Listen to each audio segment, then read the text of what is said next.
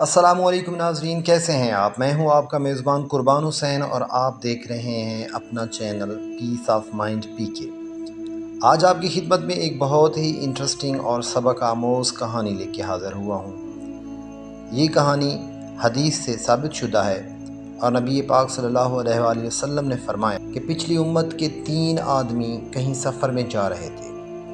رات ہونے پر رات گزارنے کے لیے انہوں نے ایک پہاڑ کی غار میں پناہ لی اور اس میں اندر داخل ہو گئے۔ اتنے میں پہاڑ سے ایک چٹان لڑکی اور اس نے غار کا منہ بند کر دیا۔ اب سب نے کہا کہ اب اس غار سے تمہیں کوئی چیز نکالنے والی نہیں، سوائے اس کے کہ تم سب اپنے سب سے اچھے عمل کو یاد کر کے اللہ تعالیٰ سے دعا کرو۔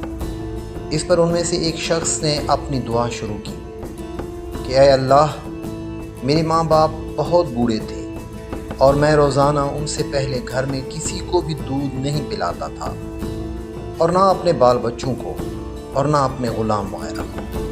ایک دن مجھے ایک چیز کی تلاش میں رات ہو گئی اور جب میں گھر واپس ہوا تو میرے والدین سو چکے تھے۔ پھر میں نے ان کے لیے شام کا دودھ نکالا۔ جب ان کے پاس لایا تو وہ سوئے ہوئے تھے۔ مجھے یہ بات ہرگز اچھی معلوم نہیں ہوئی کہ میں ان سے پہلے اپنے بال بچوں یا اپنے کسی غلام کو دودھ پلاؤں، اسی لیے میں نے ان کے سرہانے کھڑا ہونے کا ارادہ کیا۔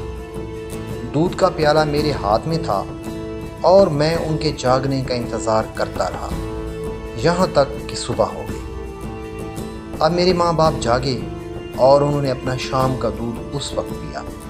اے اللہ، اگر میں نے یہ کام محض تیری رضا حاصل کرنے کے لیے کیا تھا تو اس چٹان کی آفت کو ہم سے ہٹا دے۔ اس دعا کے نتیجے میں وہ غار تھوڑا سا کھل گیا، مگر نکلنا ابھی بھی ممکن نہ تھا۔ رسول پاک صلی اللہ علیہ وآلہ وسلم فرماتے ہیں کہ پھر دوسرے نے دعا کی، اے اللہ، میرے چچا کی ایک لڑکی تھی جو سب سے زیادہ مجھے محبوب تھی۔ میں نے اس کے ساتھ برا کام کرنا چاہا لیکن اس نے نہ مانا۔ اسی زمانے میں 1 سال قحط پڑا تو وہ میرے پاس آئی۔ میں نے اسے 120 دینار اس شرط پر دیے کہ وہ خلوت میں مجھ سے برا کام کرائے۔ چنانچہ وہ راضی ہو گئی۔ اب میں اس پر قابو پا چکا تھا، لیکن اس نے کہا کہ تمہارے لیے یہ جائز نہیں ہے۔ یہ سن کر میں اپنے برے ارادے سے باز آ گیا اور وہاں سے چلا آیا، حالانکہ وہ مجھے سب سے بڑھ کر محبوب تھی، اور میں نے اپنا دیا ہوا سونا بھی واپس نہیں لیا۔ اے اللہ، اگر یہ کام میں نے صرف تیری رضا کے لیے کیا تھا تو ہماری اس مصیبت کو دور کر دے۔ چنانچہ چٹان ذرا سی اور کھسکی، لیکن اب بھی اس سے باہر نہیں نکلا جا سکتا تھا۔